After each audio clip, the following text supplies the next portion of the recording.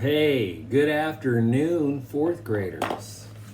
How you guys doing today? Hope you're having a great day, another gorgeous day. Hope you get outside and play a little bit and have some fun, be in the sun.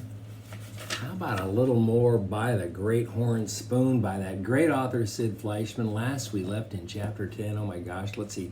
They were on a stagecoach. They were headed up into the foothills of the Sierra Nevada where all the gold is, on their way to Hangtown. And who'd they see in that stagecoach? Cut-Eye Higgins. Yeah, and he had a gun and stuck in his belt. But then they all got robbed by some robbers. And they took all their stuff and, they almost took a picture of Aunt Arabella. That's right, I forgot about that. Praiseworthy has a picture of Aunt Arabella in his suitcase, which was kind of puzzling. Maybe more on that later, huh? Praiseworthy also had a bunch of gold dust in his glove, and when the guy tried to take it, he smacked him, knocked him 10 feet through the air. So Praiseworthy, nothing ruffles this guy's feathers, unless you try to take a picture of Aunt Arabella. Then he got mad. What else did they lose? Oh, Cut-Eye Higgins lost his coat, and what was sewn in the lining of that coat? The map they were going to get. Cut-Eye Higgins is trying to pass himself off as a dentist now. Anyway, this is chapter 11. It's called Jamocha Jack. Well, let's find out what that means. Chapter 11. The stagecoach climbed as if it were part mountain goat. It lurched, it halted, it bucked, it leaped, and it clung. At times, there was a sheer drop to one side of the trail. Far below, the pine trees looked to Jack like sharp green lances, waiting to skewer them if they slipped. He only looked once in a while. They were almost at the diggings, he told himself, and he'd been telling himself that for days. But at last the stagecoach arrived, bringing a cloud of summer dust all the way from Sacramento City. "Hangtown, gents," the driver snapped, with a final crack of his whip. "Looks mighty quiet today. Don't see nobody standing under a pine limb with his boots off the ground." A dog greeted them at the end of the street and barked at them all the way up to the Empire Hotel. The passengers got out. There was road dust in Jack's eyebrows, in his ears, and down his neck. Now that they had arrived, he had gold fever so bad he didn't see how he could wait another 5 minutes to get his shovel in the ground. Hangtown. Everywhere he looked, there were men in jack boots and colored shirts. There wasn't a woman to be seen. The miners were coming and going, or standing and talking, or sitting and whittling. Blue freight wagons were being unloaded. Blindfolded mules were being loaded. The store shacks on both sides of the street were raised on wood pilings like short legs and looked as if they had just walked to town. Jack shouldered the shovel and Praiseworthy shouldered the pick. On the roof of the stage, the driver was throwing down the trunks and hand luggage. "What's the best hotel in town?" "What's the best hotel in town?" asked Praiseworthy. "The Empire," answered the driver. "What's the worst?" squinted Cut-Eye Higgins. "The Empire." Praiseworthy glanced at Jack. "Unless I miss my guess, there's only one hotel in town, the Empire." It was exactly 1 hour and 5 minutes before Jack saw the diggings. First, Praiseworthy registered at the hotel. They washed. Immediately, Praiseworthy wrote a letter to Dr. Buckby, advising him that Cut-Eye Higgins was in Hangtown, but that the map had fallen into the hands of a gang of highwaymen. "Can we go now?" said Jack, fidgeting. He had polished his horn spoon so much he could see his nose in it. "Go where?" "The diggings." "Oh, the diggings. We'll still be there after lunch, Master Jack." Praiseworthy's patience was a marvel and an exasperation. They had come more than 15,000 miles, and now they had to stop and eat. Jack didn't care if they passed up eating for a week, a month even. He wondered if he could ever grow to be as easygoing as Praiseworthy. But once they sat down in the hotel restaurant, Jack discovered he was so hungry that he ordered bear steak. The only other item on the menu was sow belly and beans, and Jack figured you had to be starving to order that. "You and a boy want bread with your grub?" asked the waiter. He was a big fellow in floppy boots. "Why not?" asked Praiseworthy. "It's $1 a slice." The butler slowly arched an eyebrow. $2 with butter on it." Praiseworthy peered at Jack and then smiled. Hang the cost, sir. We're celebrating our arrival. Bread and butter, if you please. The bear steak was greasy and stringy, but something to write home about. Jack forced it down. After they left the restaurant, Praiseworthy bought a pair of buckskin pouches at the general merchandise store and emptied the gold dust out of his glove. The index finger was springing a leak. Jack liked the new leather smell of the pouch. He tucked it under his belt next to his horn spoon and was beginning to feel like a miner. Then, with 10 wash basins under their arm and the pick and shovel across their shoulder, they set out for the diggings. The day was hot and sweaty. When they reached running water, they saw miners crouching everywhere along the banks. They were washing gold out of the dirt in everything from wooden bowls to frying pans. "Anybody digging here?" asked Praiseworthy when they came to a bare spot. "Sure is," came the answer. "That's Buffalo John's claim." The butler and the boy moved on upstream. Here and there, miners were shoveling dirt into long wooden troughs set in running water to catch the flakes of gold. "Anybody digging here?" asked Praiseworthy. "Yup," came the answer. "That's Jimmy from town's claim." On and on they went, looking for a place to dig. They passed miners in blue shirts and red shirts and checkered shirts, and some in no shirt at all. Picks assaulted the earth and shovels flew. Weathered tents were staked to the hillsides, and the smell of boiling coffee drifted through the air.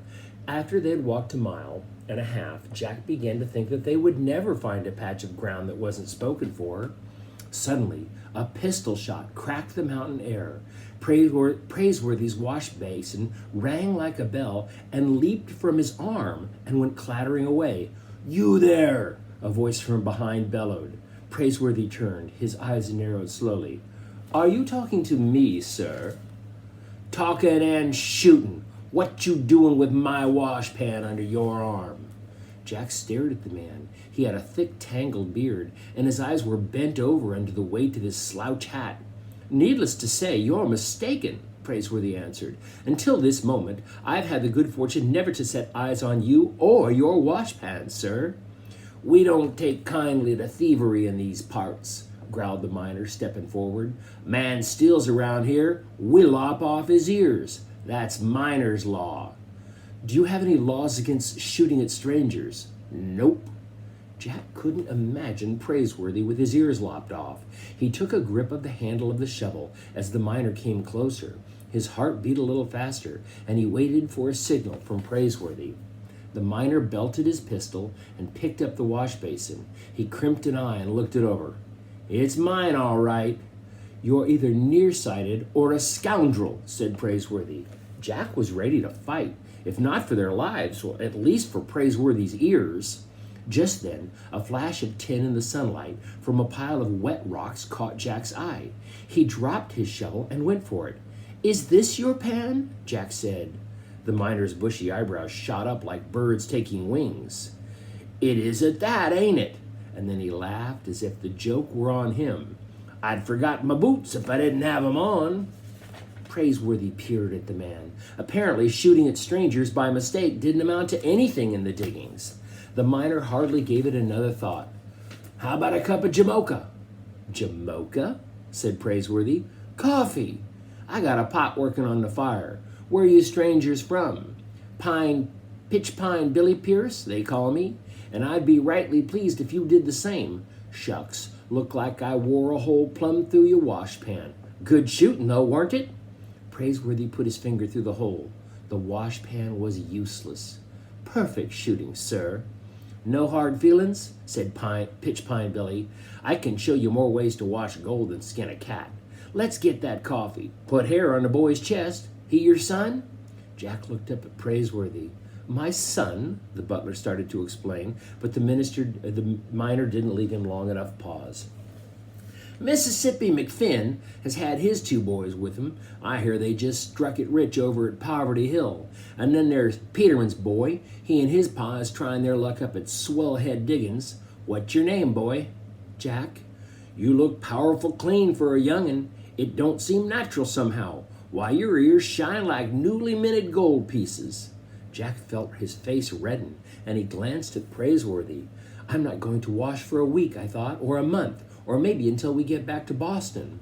There was an air of hospitality about the miner that pleased Praiseworthy, and he forgave him the hole in his gold pen. "Sir, a cup of coffee would taste fine."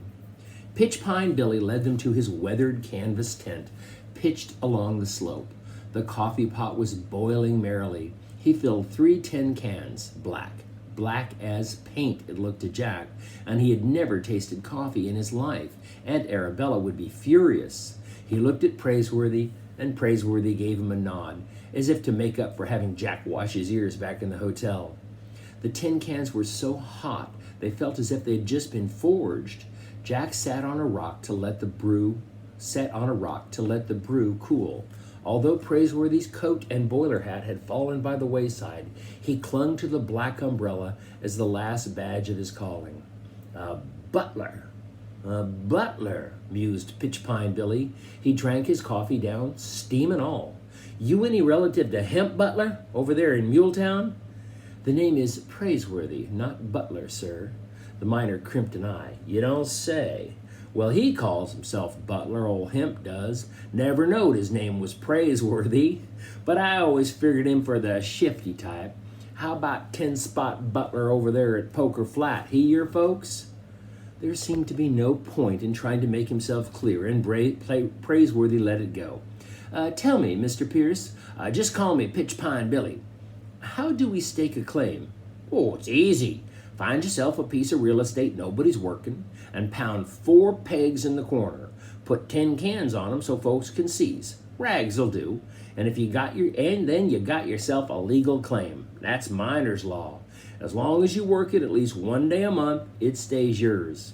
He laughed and stroked his head. "Of course, the other 30 days you got to stand around shooting off squatters and claim jumpers." He refilled his tin can. "Why, there are places along the river where the claims is only 4 foot square, and the boys is digging out a fortune back to back." Jack finally picked up his tin can. The steam alone was like dragon's breath. Now he was almost sorry Praiseworthy had given him a nod. At the first taste, the coffee bit his tongue. "Drink up, Jack. Jamocha Jack. Well, that's what we'll call you. A man ain't real accepted around here until he won himself a nickname." "Best coffee I ever tasted," said Jack hoarsely. "Plenty more than a pot. I ground in a few acorns for flavor." Jack winced inwardly. Jamocha Jack. The name pleased him, but he wasn't sure he could win it.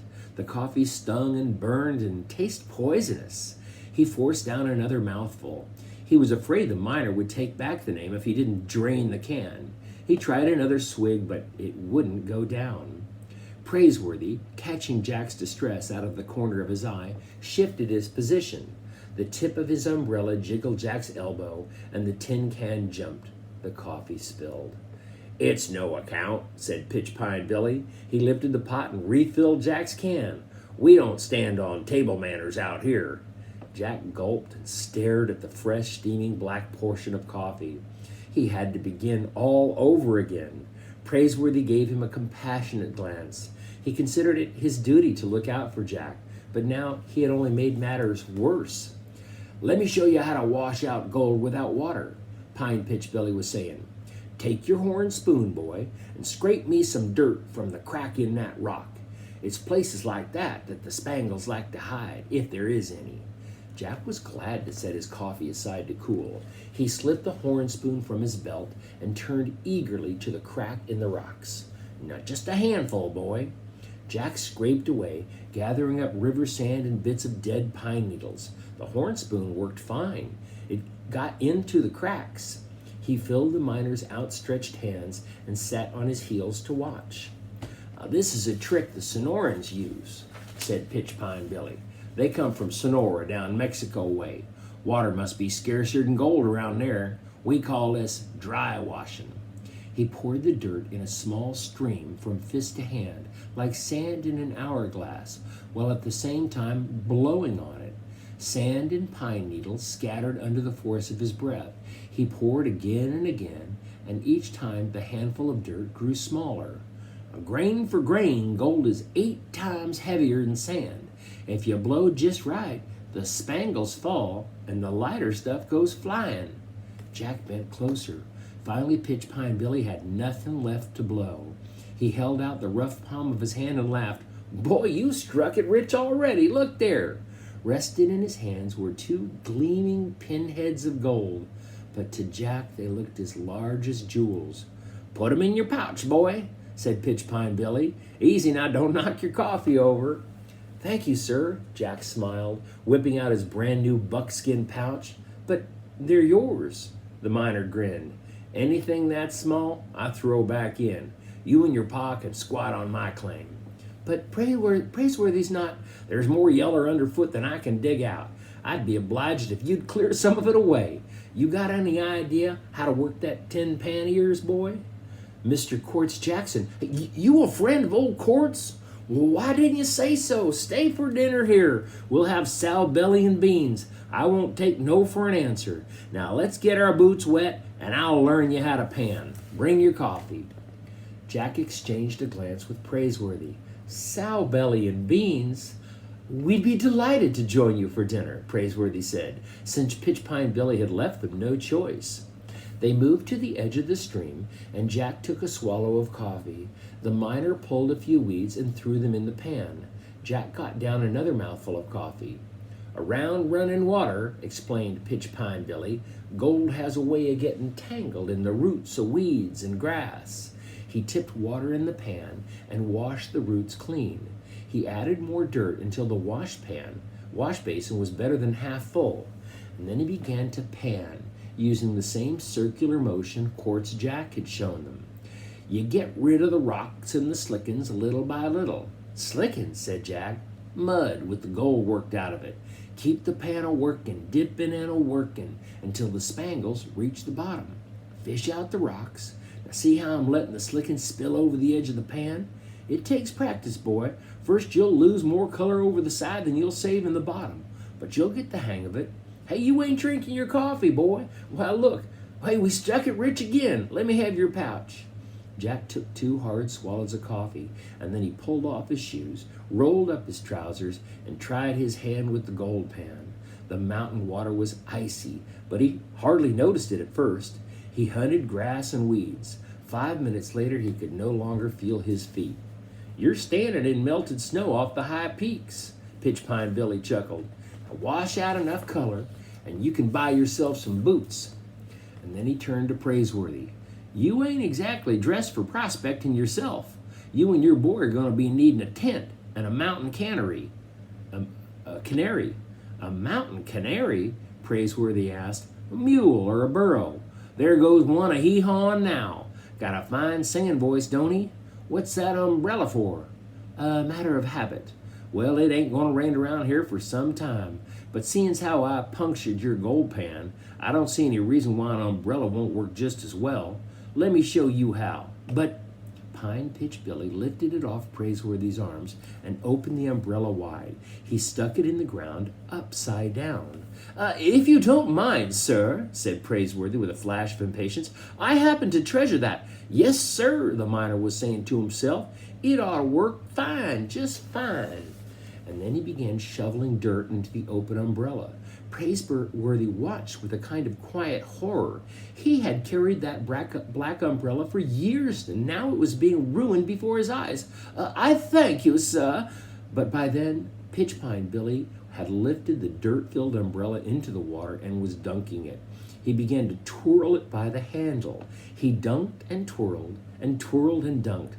Why, I pan gold in a pocket handkerchief, said the miner.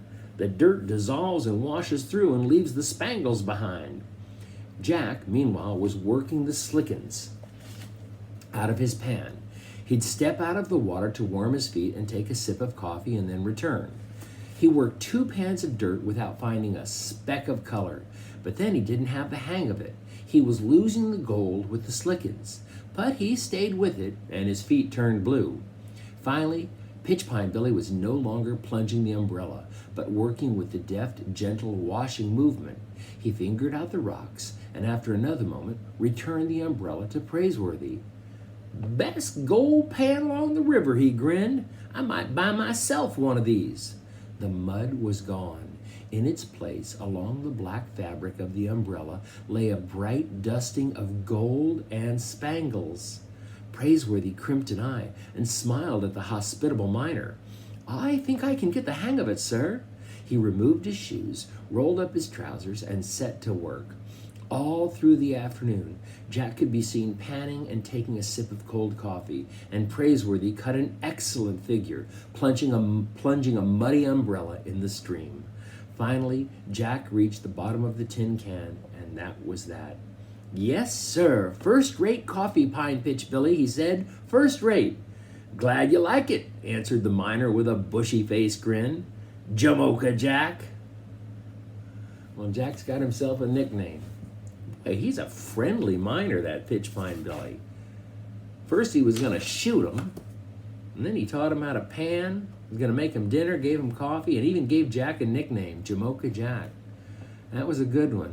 Chapter 11. All right, well, next time we'll be on to Chapter 12.